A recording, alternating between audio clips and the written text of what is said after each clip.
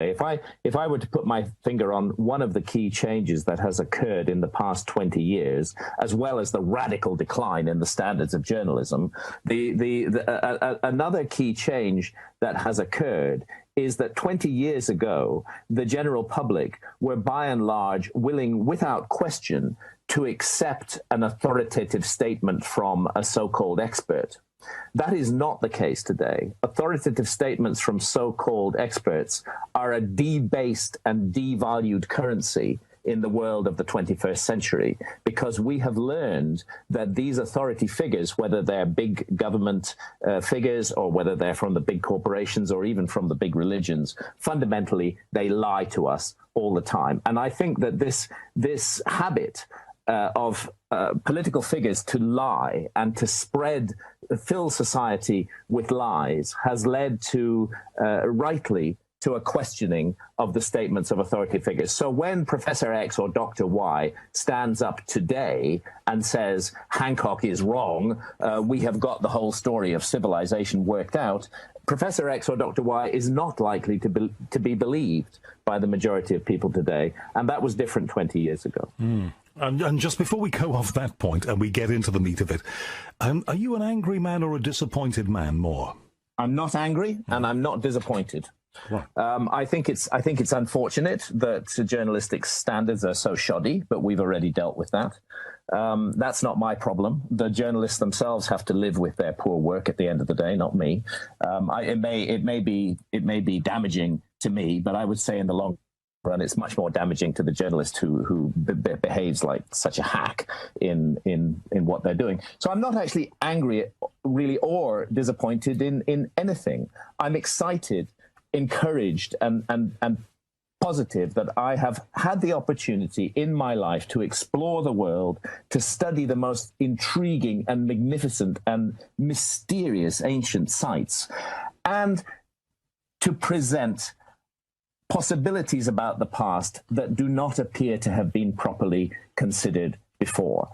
We have a huge establishment that I would say effectively controls our past, and that is mainstream history and archaeology, the university departments associated with it, the entire teaching profession, which takes its ideas from the mainstream, and the media, which pick up on the mainstream. And I see myself as just one alternative voice. My role is to provide an alternative take on what is known and what is not known about our past. And, you know, the intriguing thing is that the further back you go beyond 5,000 years ago, the less is known about our past, and the more speculative become the attempts of archaeologists to explain it. So I think an alternative point of view, well-reasoned, well-argued, coherent, and positive, has a place, and that's what I've sought to provide. But I'm not disappointed and I'm not angry. I expect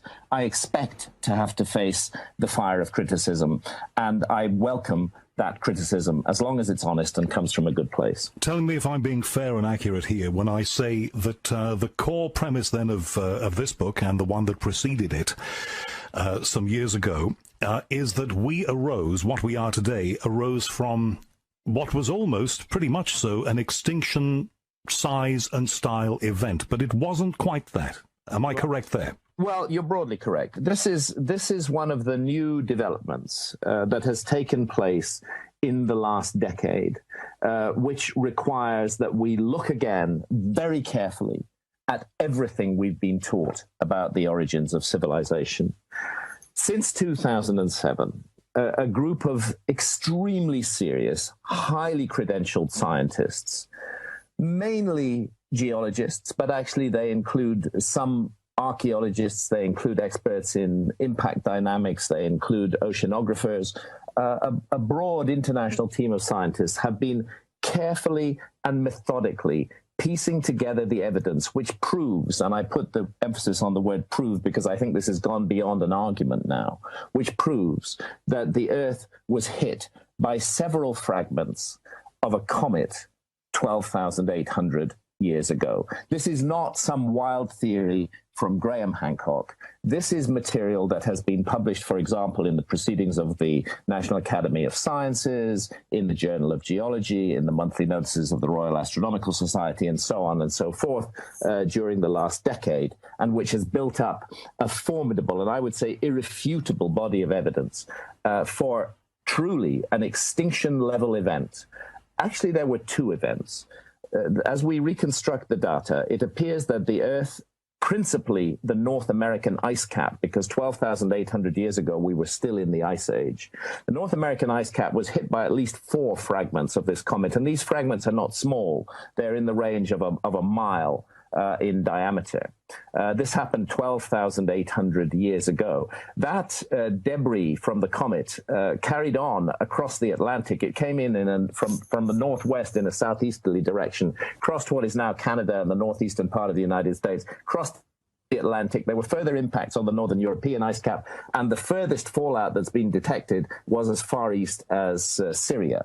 It appears that there were a second series of impacts 11,600 years ago. So we have a period of 1,200 years between 12,800 and 11,600 years ago, where the Earth is plunged into a nightmare of flooding and fire and an earthquake and utter chaos, and skies darkened and boiling, and sea levels rising rapidly, and just tremendous deluges tearing across the land as huge areas of the North American ice cap were liquidized. And this was an extinction level event. We know in that precise 1,200 year window between 12,800 and 11,600 years ago that there were enormous extinctions of animal species all around the world.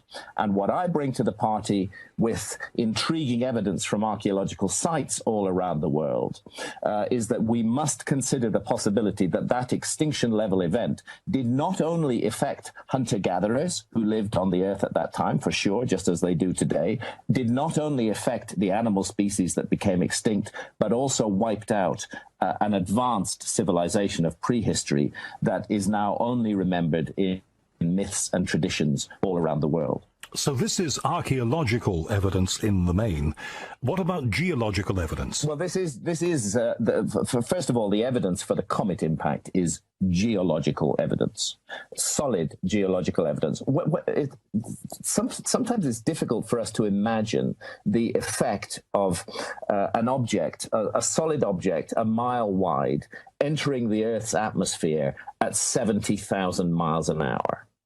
But if you were to imagine the entire nuclear arsenal of the Earth going up at once, that would be roughly similar to the consequences of that impact. It is truly cataclysmic. You have tremendous heat and tremendous shock.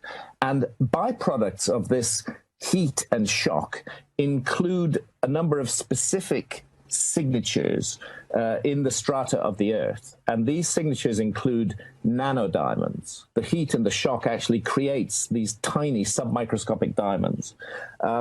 It includes carbon spherules. It includes melt glass, which is indistinguishable from the melt glass produced in nuclear explosions.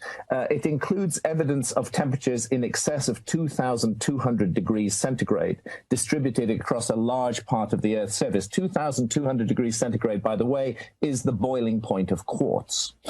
These are the geological signatures of a massive cosmic impact, and those signatures occur in this period between 12,800 and 11,600 years ago. Now, initially, the evidence for the comet impact was questioned because it was difficult to find a crater.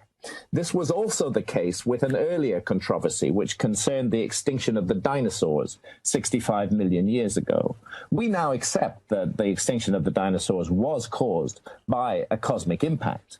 But for a long time, that was disputed because Lewis and Walter Alvarez, the scientists behind the dinosaur extinction work, couldn't produce a crater.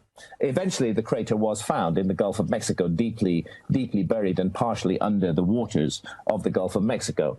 But initially, their case was based entirely on the same impact proxies that the team of scientists are now showing have been spread all around the world during these events between 12,800 and 11,600 years ago. So we have two episodes of massive extinction, one 65 million years ago, which has been known about for a long time, and one 12,800 years ago, which is very recent science that has hardly even entered into the public domain.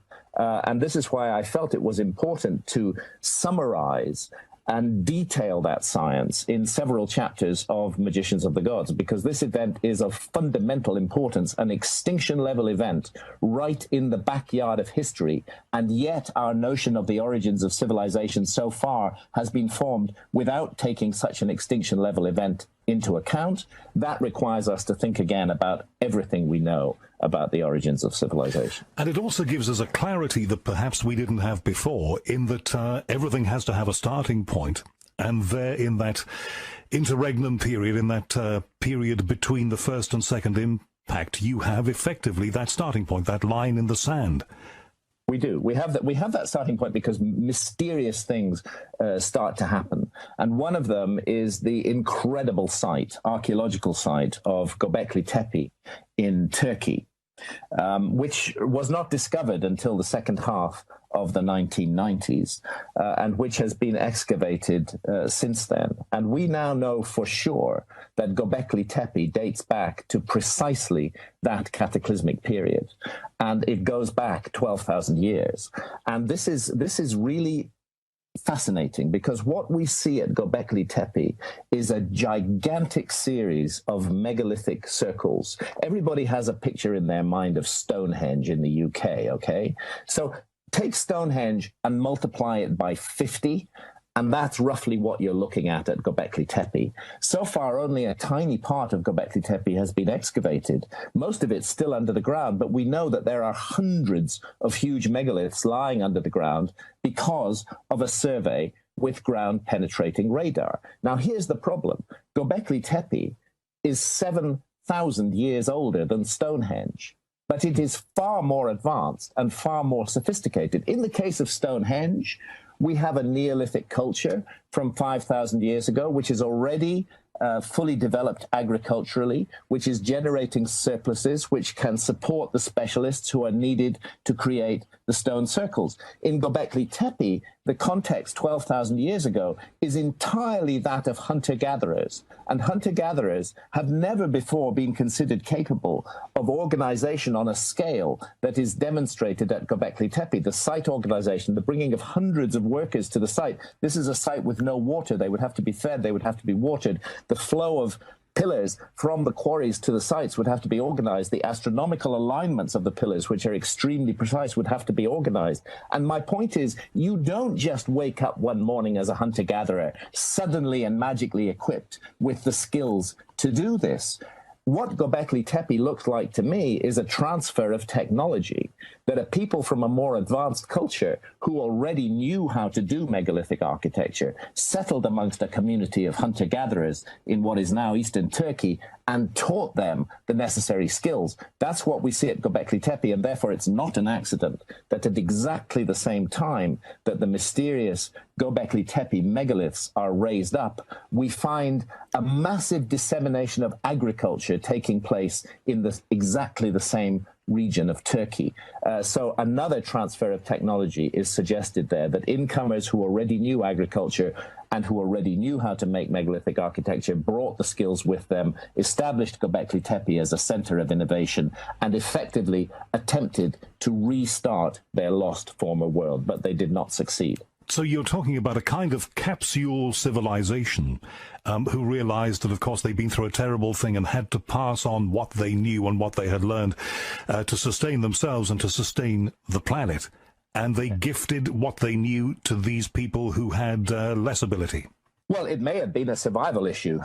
You know, if the world were hit today by several fragments of a giant comet, as happened 12,800 years ago, I'm not at all sure that our highly complex technological civilization would survive.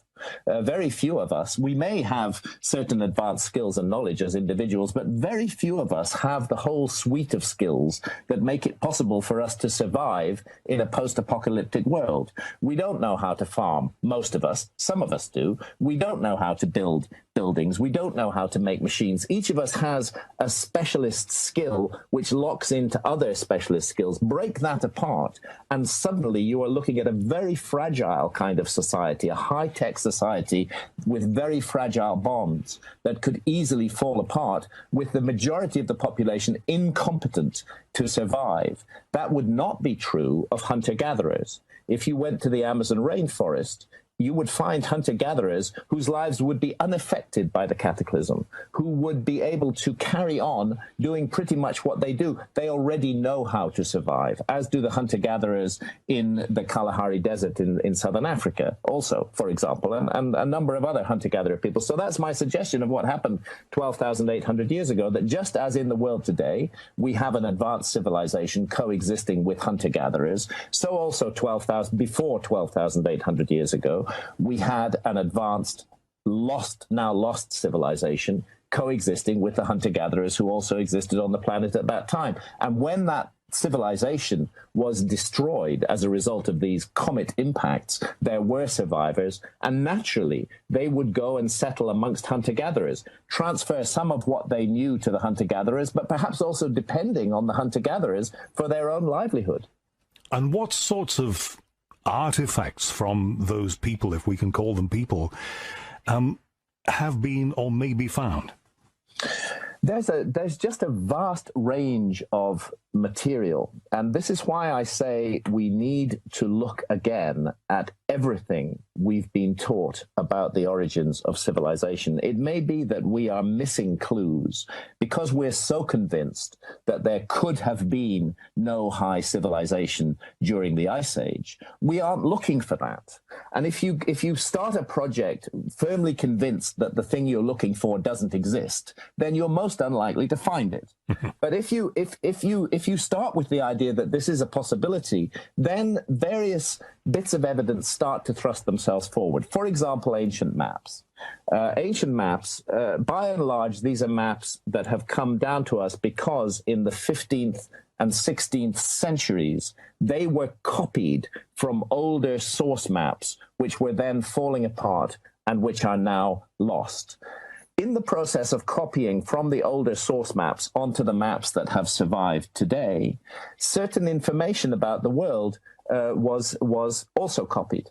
And what we see are images of the world very much as it looked during the last Ice Age, not in the 15th or 16th century, but as it looked during the last Ice Age. And I would suggest that that is a legacy of the source maps, that we are looking at source maps that go back to a lost civilization that was exploring the world, that was navigating, that had the technology to create good global maps during the Ice Age more than 13,000 years ago. These maps include accurate latitudes and longitudes, and to find accurate longitudes on maps before the late 18th century is very puzzling because we did not have the technology to draw such maps until the late 18th century.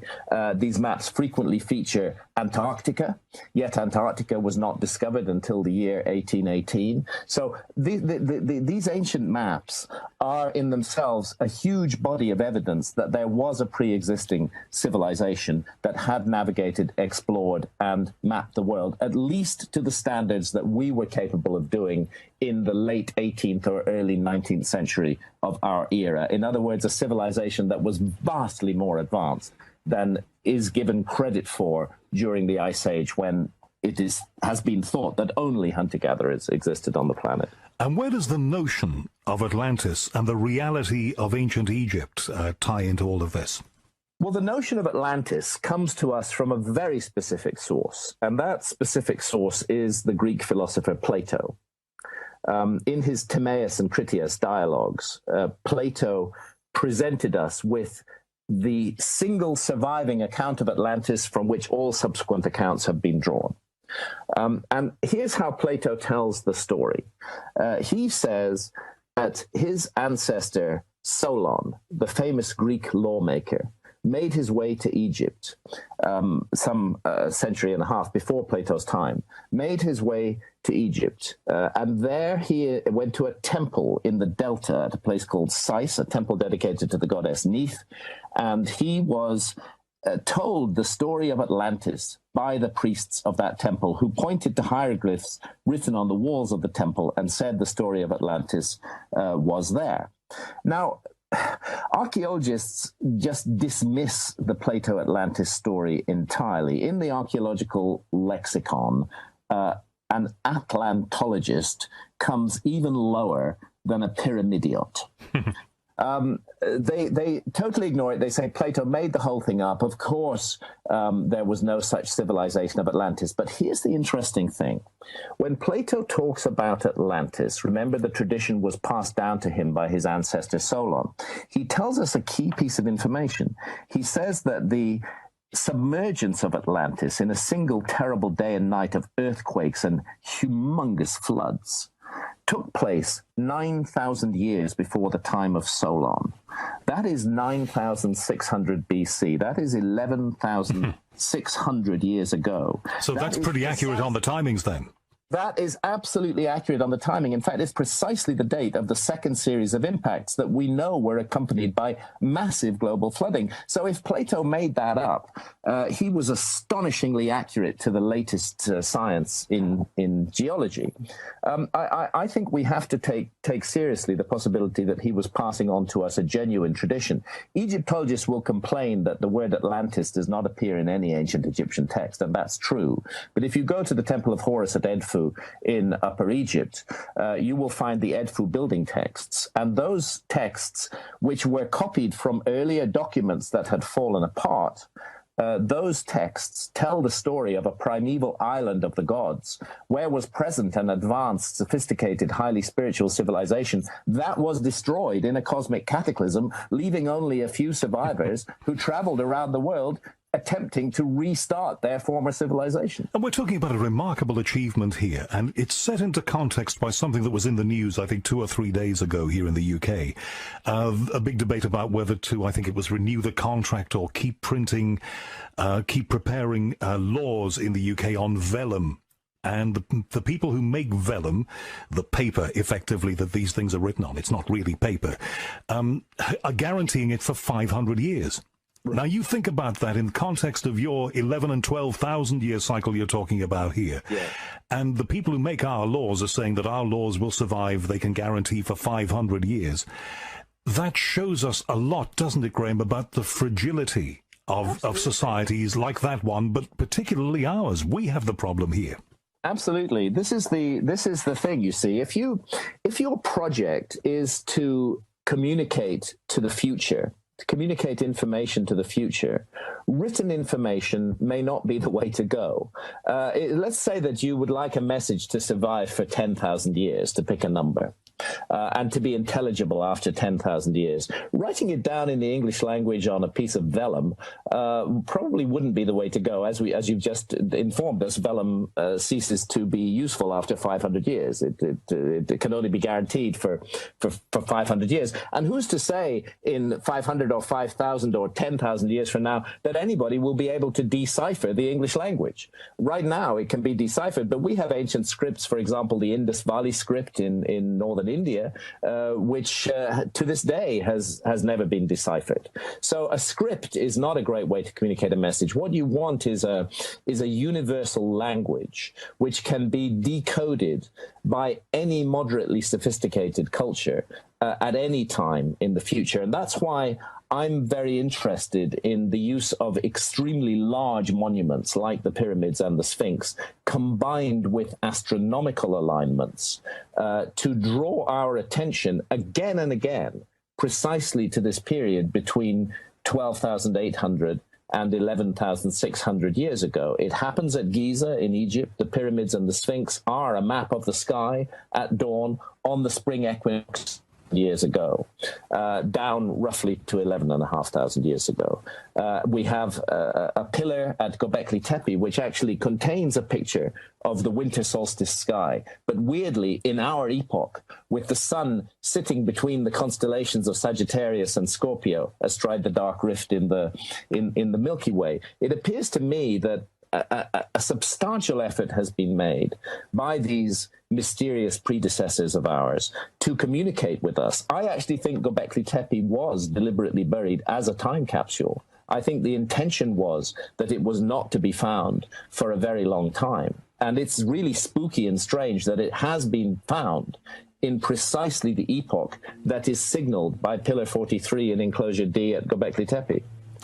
This tells us one very important thing, doesn't it? That these people, this civilization, were more savvy and more intelligent than we are today, because they were able to work out that in order to continue themselves, in order to pass on the knowledge, the way that you had to do that was not the ways that we would do that. And that is That's a problem for us, isn't it? They understood they needed to find a universal language. Actually, to give you a crass example of this, a crass modern example, the Hoover Dam in the United States incorporates an enormous star map into its architecture. That star map freezes the skies over the Hoover Dam at the moment of the completion of the Hoover Dam. And it was put there deliberately with the intention that in 10,000 years from now, people would be able to work out when the Hoover Dam was made. And I'm suggesting that the same thing is happening at Giza. It's not even an extraordinary idea. It's something that our culture has done in the Hoover Dam and has been done at Giza. And the message is, pay attention to the period between 12,800 and 11,600 years ago in your epoch. What about the notion that, if we're talking about ancient Egypt here, which I've always found fascinating, and I've spoken to people like Robert Bauval, who I know that you've worked with extensively on this. What about... Very, very good friend of mine. We've worked together very closely. We've been in the trenches together, doing battle with the archaeologists for more than 20 years. Yes, and doing battle with the media, I think, together at one point, but that's a whole other story. That's a whole other story, yeah. The notion that, yes, we know a certain amount about the ancient Egyptians, but the idea now that is gaining some currency at the moment that there was a civilization before them who came up from further south and basically inspired the people that we know as the ancient Egyptians and what they created. What do you make to that? Well, I think there's two issues here. One is the peopling of Egypt. Where did the peoples of Egypt, of ancient Egypt, originally come from? Their language belongs to the Hamitic language family. It's closely related to languages like Afar, Somali, Oromo in the Horn of Africa. There undoubtedly are deep African origins to ancient Egyptian civilization. But the notion enshrined in the ancient Egyptian texts of a period that they call Zep Tepi, the first time, which can, using astronomy, can be very precisely dated back to the epoch just beyond 12,000 years ago. In other words, exactly the epoch that we're focusing on here. That contains so many references to arrivals by sea, to seagoing peoples, to navigation, that I think the story is more complicated. There's a huge African element in the origins of Egyptian civilization, but I think that there's something else as well. And again, if you go back to the Edfu building texts, it appears that Egypt was selected as the first place in which the attempt would be made to rebuild or reincarnate or restore the former world of the gods. Another point worth bearing in mind, Howard, in the construction of these gigantic monuments that incorporate astronomical messages that draw our attention to an epoch in the past, is that we are almost certainly dealing with people who believed in reincarnation. And this may sound very mystical and woo-woo, but I make no comment on whether reincarnation happens or not. But let's say that for sure, we're dealing with people who believed that it happened. If you believe that reincarnation happens, then you believe that you drink the waters of forgetfulness before you're born into this life, into this physical incarnation. The deal with reincarnation is that you don't remember your previous incarnations. And I sometimes wonder if these monuments were created as a kind of mnemonic device to wake up reincarnated initiates at some later time in the future, to trigger a memory, to start a process of inquiry and of self-initiation. The ancient world was deeply focused on spiritual matters. I'm often asked, what would be the difference between the lost civilization that I'm proposing and our civilization today? And I would say the differences were huge. Yes, this lost civilization did have technological abilities, the manipulation of gigantic blocks of stone, the creation of those maps, the careful and precise observations of the heavens. All of these are science, but fundamentally, this was a civilization that focused on the spiritual essence of humanity and on creating conditions in which that can be developed and magnified. And we see this again in the Atlantis story. Plato tells us that Atlantis, for a very long time, was a great and good civilization, very, very, very generous, sharing, devoted to the spirit. But then gradually the rot crept in. Something changed. The Atlanteans became cruel and harsh and callous. They ceased to bear their prosperity with moderation.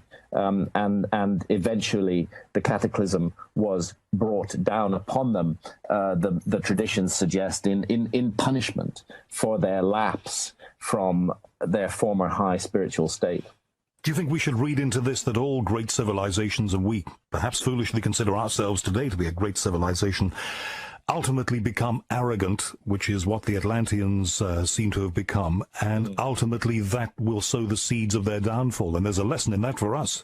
There's an absolute lesson in that for us, and I think we can see it happening now, and it's one of the reasons why I feel it's important to get this message out and to help people to understand that the story of the origins of human civilization is not settled and done for and fully established by archaeology at all. There are huge question marks over it, and those question marks actually touch on what it is to be human and where we're going next with our lives. See, we've been taught to regard ourselves as the apex and the pinnacle of human achievement.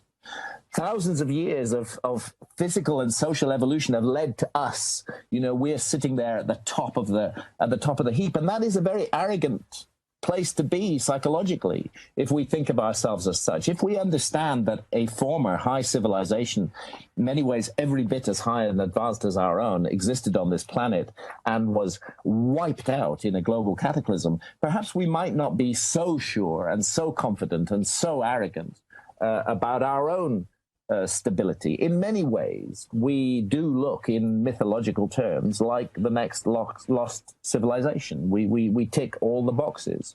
We have the arrogance, we have the cruelty, we have the severing of our connection with spirit. Surely one of the most devastating aspects of the human experience during the last 200 years, the severing of connection to spirit. We live in a spiritually dry are being made to make this world as spiritually dry as possible, to define all matter as dead, as lacking in any soul or meaning.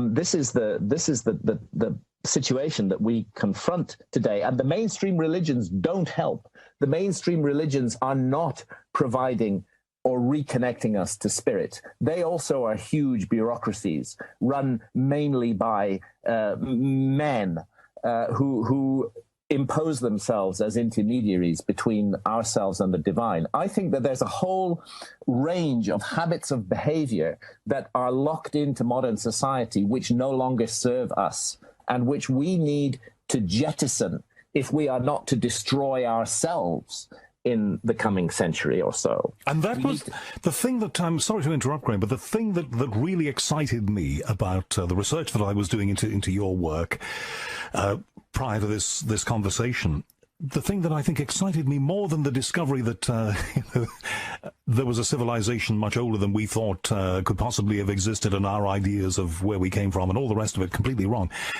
What excites me more than anything else is what flows from your work and what you are saying underneath all of this, and that is that we have a lot of learning to do, and that we need to learn ways to predict things that may happen to us, that may destroy us, but we also need to find ways of, like the Hoover Dam you were talking about, of forwarding the knowledge that we have, because in this electronic digital society where everything is chuck away and nobody cares about anything, any possibility of that seems to be going rapidly out of the window. But more important than any of that, and it's a very simple thing, is love.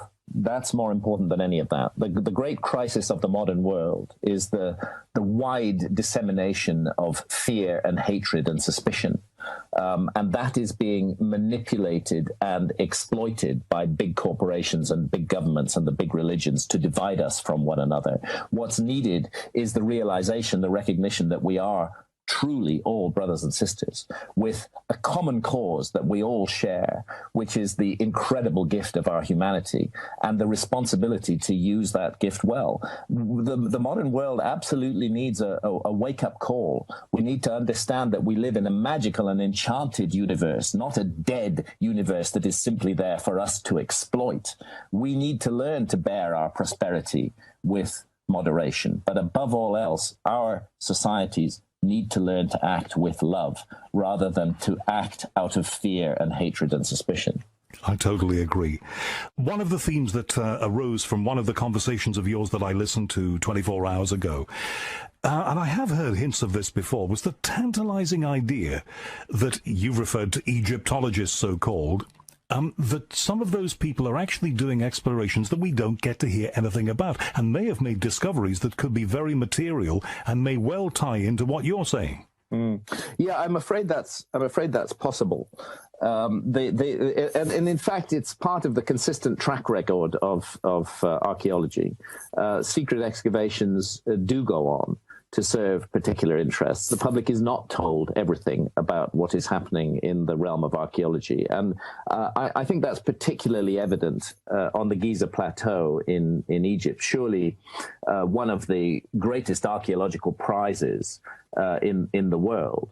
I have, in a series of books, for example, Keeper of Genesis, that Robert Bauval and I wrote together back in 1996, which is titled "The Message of the Sphinx" in the U.S. We looked at the background of people like Dr. Zahi Hawass, who for decades has had pretty much full control of the Giza Plateau, of archaeology on the Giza Plateau, and of his colleague Mark Lehner, who formerly at the University of Chicago. We go into all of this in detail, and I must say there's some very interesting and intriguing and puzzling things happen at Giza. Of course, part of the success of a great secret is that you don't know what the secret is, but the feeling that something is going on behind the scenes at Giza and that we are not being told about it is solidly grounded in events.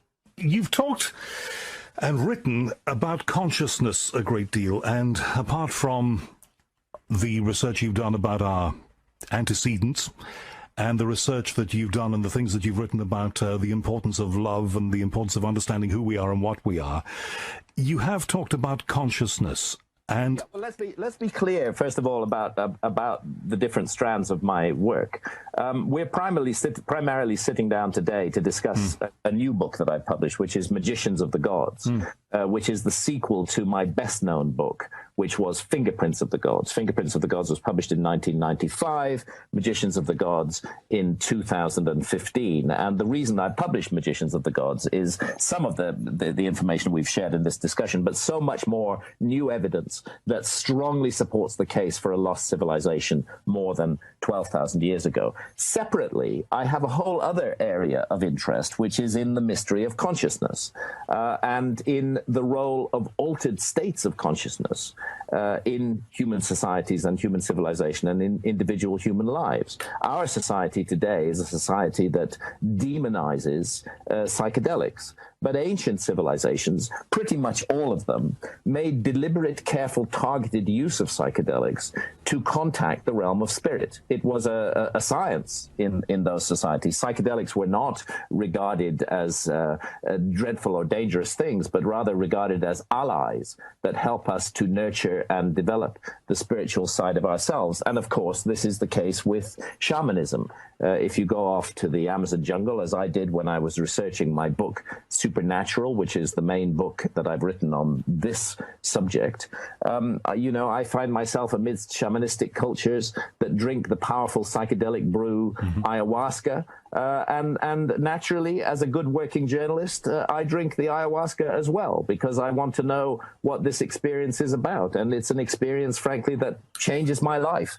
I carry on. I write my book, but after having written the book and done perhaps 11 ayahuasca journeys as research for that book, I then carried on subsequently drinking ayahuasca every year because I find it such a valuable healing medicine. And do you believe, because I have known people who have been to the places that you've been and done that, do you believe truthfully, truly, that it is something that opens up a portal, or really is there a grey area there? Could it just be messing with your brain? Oh, it could be, of course. I just think that's most unlikely. The probability at the moment is that we've misunderstood the brain, that the brain is more a receiver or a transceiver of consciousness than a generator of consciousness, and that what the powerful psychedelics, particularly dimethyltryptamine, which is part of the ayahuasca brew, what the powerful psychedelics do is they retune the receiver wavelength of the brain to allow us to gain access to other levels of reality that are normally closed off from our senses. We don't have time to go into this now, but there's a vast amount of evidence for that proposition. And therefore, I believe, as part of the efforts to understand the nature of reality, which include the exploration of outer space, we should also be exploring inner space and the mysterious encounters that occur in visionary states. Yes, they may just be our brain on drugs, but the evidence is compelling that they are far more than that, and that these may be vehicles for making contact with intelligent entities, perhaps from other dimensions. The research needs to be done. The science needs to be done. Rick Strassman at the University of New Mexico, professor of psychiatry at the University of New Mexico, did research with human volunteers in the 1990s and DMT, and that research did strongly support the possibility that we are dealing with freestanding, completely real parallel universes inhabited by intelligent entities that can only communicate with us when we are in a deeply altered state of consciousness, not when we're in the alert problem-solving state of consciousness that we use for everyday matters. The segment of the conversation we've just had about altering consciousness and using certain herbal substances so to do is, as you well know because you're in the UK, a conversation that's very, very difficult to have. I mean, most broadcasting organizations that I've worked for and with don't really allow you to go very close to this at all, for the reasons that we both understand, that there are a lot of idiots out there, and we don't want to be encouraging people who are rather stupid to misuse these things. No. This is so patronizing. We have to give credit to other adults. You know, we can't put ourselves in a position where we're making decisions for other adults about what they need to know. That's the death of freedom of speech. The moment that we start protecting our audiences from facts, that's the end of the freedom of speech. That's the paternalistic model stepping back in. It's really most unfortunate that these subjects cannot be discussed, particularly when there are dazzling research breakthroughs now taking place with psychedelics, which are being proven to be powerful agencies of healing, particularly for people with post-traumatic stress disorder or terminal cancer patients given psilocybin and losing their fear of death. The incredible research is being done. So, you know, if the broadcasting organizations are really seeking to impose a fatwa over these kind of discussions, they're making a huge mistake and they're out of step with history. I think the concern is always, and I understand this because I've been schooled in this all of my life and career, that you don't want to be encouraging people people to play with substances that may ultimately do them harm? Well, we better tell people never to drive a car then. I don't even have an answer or the beginnings of one for that. But it does seem to me, and you tell me what you think, that this is very much one for academia before you start unleashing these things on people. These things are already unleashed on people. I mean, what are you talking about, Howard? We live in a society where psychedelics are actually widely available. They're illegal, which means they're surrounded with fear and paranoia, but they're available. Anybody can get them. You know, the present system of controlling these substances is utterly broken. It doesn't work. We need a new system, and part of that new system involves open and free and honest conversation and respect for the intelligence of other adults. And if a child of yours said, I want to go to South America and talk with the shaman and open up portals of consciousness by imbibing ayahuasca, you'd be completely cool with that? I'd say wait till you're 21. I've drunk ayahuasca with almost all of my 6 children. But in every case, we waited until they passed the age of 21. I think that the psychedelics are extremely serious matter, and I think they are properly and rightly reserved for adults. At the moment, with this absurd and evil thing called the war on drugs, we have psychedelics being delivered to children by criminal gangs. I believe that if the psychedelics were made legal, we could control the access of children to them much more effectively than we do at present. And there's a lot of hypocrisy, I think, also in this field. You know, there are people running major organizations, I am sure, who say one thing and do another. But that, again... We've had some recent examples of that. Indeed we have. Bringing you back, rightly, to the subject of the new book, what do you hope? What's your best hope for what it will be, what it will achieve and how it will be received? In other words, what do you want it to do? What I'd like the book to do is to reopen the debate over the origins of civilization, to have presented enough evidence, solidly enough, seriously supported, as I have attempted to do in this book, to make it impossible to ignore this, that there's something wrong with the story we're telling ourselves about the origins of civilization. Something is missing. We are a species with amnesia, and I'm hoping that the book will help to waken people up and lead to more serious inquiry into this possibility. Because as I've said, if you start out examining a possibility with the conviction that that possibility cannot exist, then you won't find anything. You have to have some openness of spirit in order to make inquiries into these forbidden areas. Do you feel a weight of responsibility on your shoulders? You know, some people are saying these things, but they don't have the profile and the credibility that you have. Yeah, I do feel a weight of responsibility on my shoulders. It's a responsibility to my readers. It's a responsibility to do the very best I can to get this information across, and not to be discouraged and not to be beaten down, but to keep on going, because sooner or later, as the ancient Egyptians said, the truth is great and mighty, and the truth of our past will emerge. 2 listener questions that have come in, and I promised these people that I would try and put these to you. Number 1 is from somebody called Stephen Ward. Stephen, this is your question. Listening to one of Graham's talks on YouTube, he mentions the pyramids and the Sphinx having an almost magnetic attraction for so many people. I've felt this since I first became aware of them, and I'd like to know why Graham thinks that is. Oh, well, I've been visiting Giza for quarter of a century, and that has given me many opportunities to see the looks on the faces of those who stand in front of the Great Pyramid for the first time and to hear their conversations. And my experience has been that these people have been drawn from all over the world by a kind of call that the Great Pyramid seems to send out. It is a beacon, and fundamentally, the Great Pyramid is about human consciousness, and it's still working on human consciousness today, even though we lack the surrounding edifice of ancient Egyptian civilization. You have a marvelous turn of phrase, and I know that you can probably answer this one succinctly. And Joey asked this question.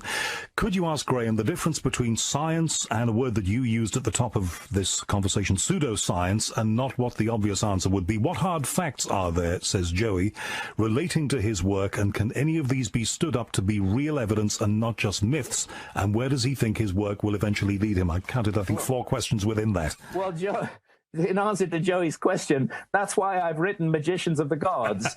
You know, all the facts are in there. There's hundreds of footnotes. Every factual statement is referenced to the academic paper from which it is drawn. So go read the book, and all your questions will be answered. One question. The book launched in September, and I talked about that event in Berkshire that I was... Yeah, that's UK. It was published on the 10th of September in the UK.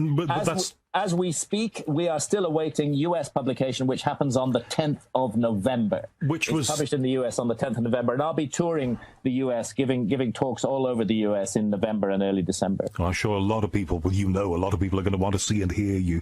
Why stagger the release in that way? It's very good for me that the release is staggered, because I can't be in 2 places at once, much as I would like to bilocate. It's not one of my skills.